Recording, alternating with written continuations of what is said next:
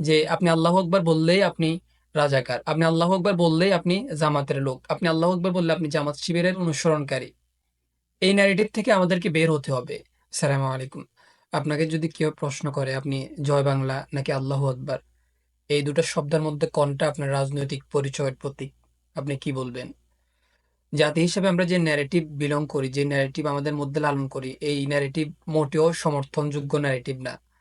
একাত্তরে আমরা কাঁধে কাঁধ মিলিয়ে একতাবদ্ধ হয়ে এই দেশের জন্য, এই মাতৃভূমির জন্য, এই বাংলার জন্য আমরা যুদ্ধ করছি। আত্মবলিদানের বিনিময়ে এই বাংলাকে স্বাধীন করছি পাক হানাদার বাহিনীর হাত থেকে। ঠিক তার 53 বছর পরে এসে যদি কেউ বলে আপনি জয় বাংলা নাকি আল্লাহু আকবার, এই দুটো শব্দের কোনটা আপনার রাজনৈতিক দলের পরিচয়ের প্রতীক হিসাবে আপনি গণ্য করেন? সাম্প্রতিক সময় জয় বাংলা আল্লাহু আকবার এই দুটো বাক্য নিয়ে বাক বিতণ্ডা হচ্ছে। আপনি জয় বাংলা বললে আপনি আওয়ামী লীগ, আপনি স্বাধীনতার চেতনার পক্ষের লোক, আপনি মুক্তিযুদ্ধের সপক্ষের লোক।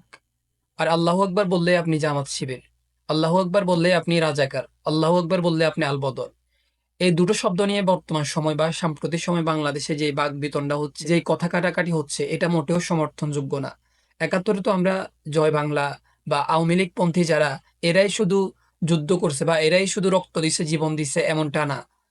আমাদের বাংলাদেশে অনেক আলেম ওলামা, অনেক হকপন্থী, আল্লাহ বিরু, ধর্মবিরু অনেক মুসলিমরাও শহীদ হয়েছে এই দেশের জন্য, এই মাতৃভূমির জন্য।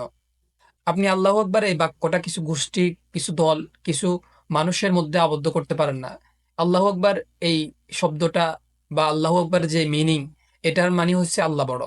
আল্লাহ বড় আমরা বলতেই পারি, যেহেতু আমরা মুসলিম ফ্যামিলি থেকে বিলং করি, যেহেতু আমাদের বাংলাদেশে 100 জনের মধ্যে 90 জন মুসলিম, সেহেতু আমরা আল্লাহু আকবার বলতে পারি।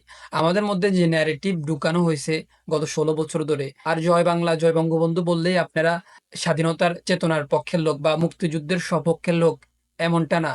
স্বাধীনতার সময় হ্যাঁ, আওয়ামী লীগের অনেক ভূমিকা ছিল বা আওয়ামী লীগ একটাই রাজনৈতিক দল ছিল বাংলাদেশে। ওই জন্য দলমত নির্বিশেষে সবাই আওয়ামী লীগের ছায়াতলে গিয়ে বাংলাদেশকে স্বাধীন করার জন্য, বাংলাদেশকে মুক্ত করার জন্য, পাক হানাদার বাহিনীর হাত থেকে বাংলাদেশের সার্বভৌমত্ব রক্ষা করার জন্য, বাংলাদেশের অনেক ধর্মপ্রাণ মুসলমান নিঃস্বার্থে যারা বাংলাদেশকে ভালোবাসে, তারা এই দেশের জন্য আওয়ামী লীগের ছায়াতলে গিয়ে যুদ্ধ করছে। তার মানে এই না যে আওয়ামী লীগই শুধু স্বাধীনতার সপক্ষের লোক। এই দেশে 18 কোটি জনগণের মধ্যে প্রায় অধিকাংশ মানুষ আমরা স্বাধীনতার সপক্ষের লোক। মুক্তিযোদ্ধার চেতনাকে আমরা মনের মধ্যে লালন করি, মুক্তিযোদ্ধাদেরকে আমরা সম্মান করি। তার মানে এই না যে আপনি জয় বাংলা বললেই আপনি স্বাধীনতার সপক্ষের লোক, আপনি জয় বঙ্গবন্ধু বললে আর আওয়ামী লীগের দলের নেতা কর্মী হলেই আপনি মুক্তিযোদ্ধার চেতনাকে লালন করেন, এমনটা না।